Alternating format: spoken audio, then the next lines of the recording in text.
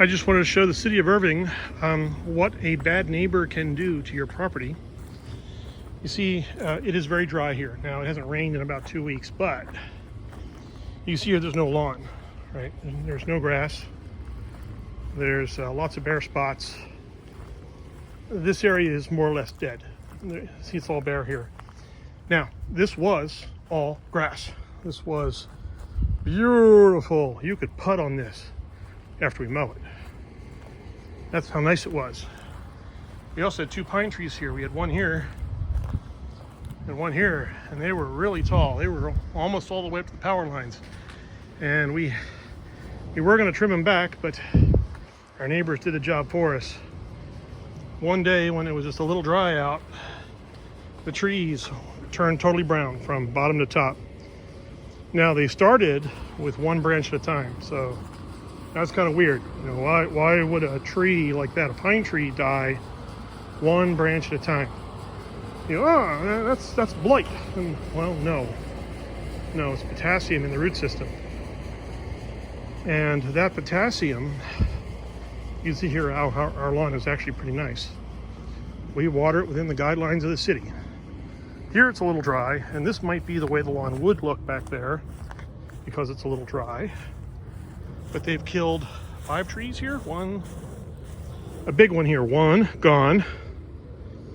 4 more, 5, 6. 6 trees here they've killed. These are the bad guys here next door to us. They had a water softener right here in the corner. And then they had pipes running along their house, and then they had a hose running from their house over to our property line. That hose ran over to here, where the edge of the fence is, and right onto our property line. And then it did this. So the outlet to their water softener killed this tree here, right? See the little hole there? That's where that tree was. And I've got this fully documented. This is all bare here. And you can see here that you can see a distinct stain gets thin along this garden here. And this is where the hose outlet was.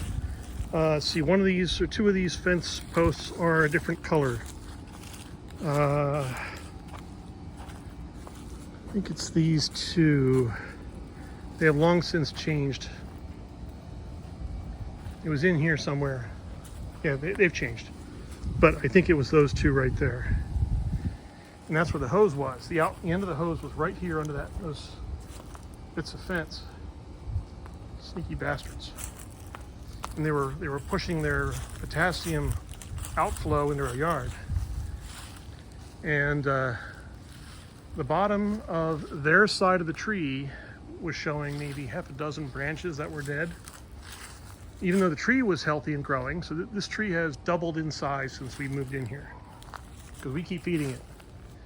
And you can see it's leaning over a little bit to that side, and that was the city that did that, because they cut off all these branches here that they should never have cut off so they could clear that line. That's ridiculous. They should never have had to cut off all of this tree. I mean, they must have been on our property to cut all the way up to there. That was insane. I mean, had to have been over that fence with some poles and then on our property. Oh, look at that. I gotta fix that. So another fence post I gotta fix. This peach tree sitting on this section of dirt is dying and or dead. It's not because we don't water it. This is all dead here. Okay. See, this is not the right color grass. There were 2 pine trees here, 2 beautiful evergreens, right? Dead, right?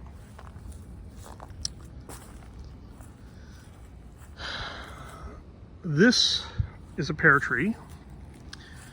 That is one of my birthday trees. That's the other birthday tree. They are struggling a little bit. They are. But see this black going on here? This blight comes from potassium. There's nothing on the books for this, what this is.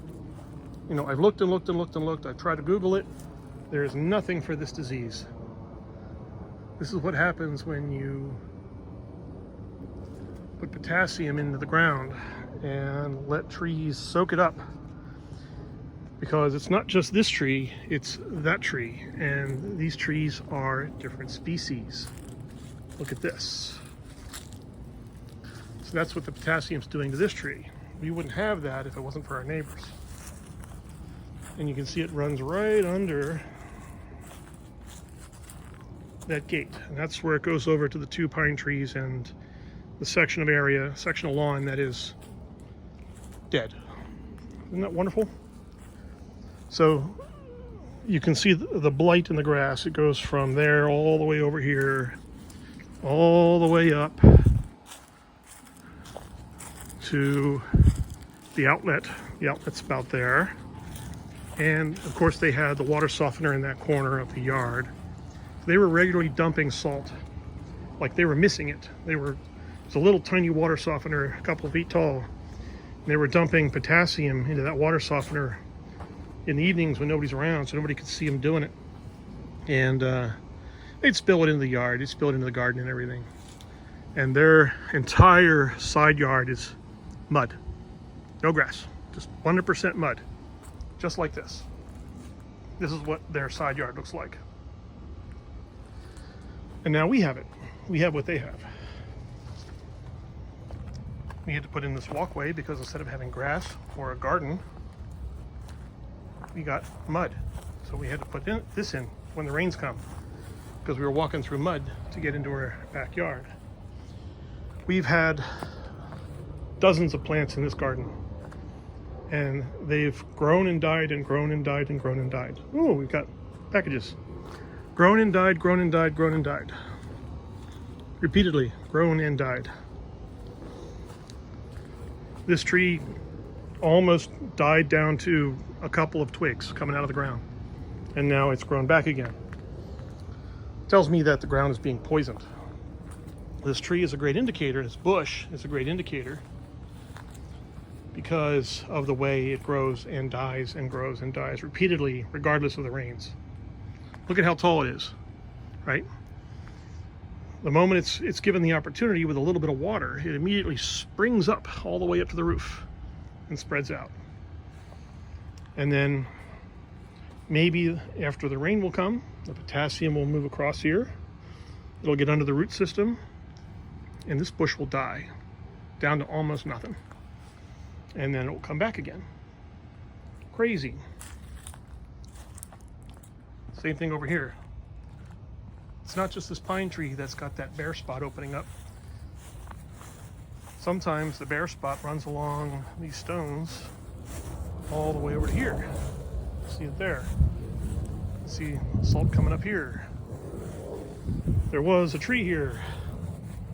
Big stump there. That tree was as tall as that fireplace. And that tree died. And then within 30 days, it had sprung back up all the way to the chimney again. So it was tall as the chimney, died, we cut it down to the trunk, and then it sprung back up again within 30 days, all the way back up to the top of the chimney again, because our groundwater is poisoned by our neighbors dumping potassium. Yeah, try and Google that. Potassium poisoning, salt poisoning. So we're gonna have to get this to the city.